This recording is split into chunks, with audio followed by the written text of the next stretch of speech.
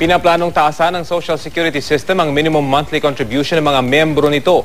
Kailangan daw ito para matugunan ang benepisyo ng mga pensioner.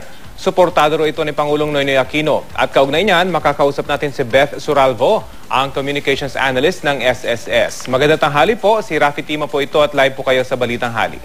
Yes, Rafi. Good morning. Morning po, ano? Magkano po yung posibleng itaas na monthly contribution ng inyong mga membro? Bali, ano lang ito, 6.6 lang. Hindi naman siya ganun kataas na inaasahan ng iba. 0.6%. 0.06. 0.06% po yung itataas. Oo. O, kailan ho kayo huling nagtaas? Nung 2007 pa. 2002. 2000... Ito yung aming bali nagtaas kami nung 2007 January 1. Sa pagtaas na po ito, magkano po yung inaasahan yung makukuha?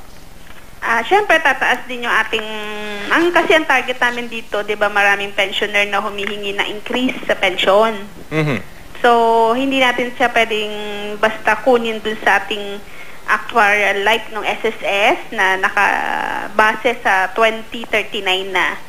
Iaalat natin sa mga magpe-pension by that year.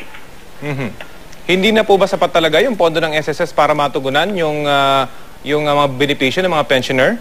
Sa patay hanggang 2039. Ang ano lang kasi natin, kaya gusto namin nasabi na ito ni President Pinoy no na matagal nang hindi na-increasean yung pension ng ating mga pensionado. At saka, syempre, gusto pa natin palawigin ng hanggat maaari lumagpas tayo sa 2039.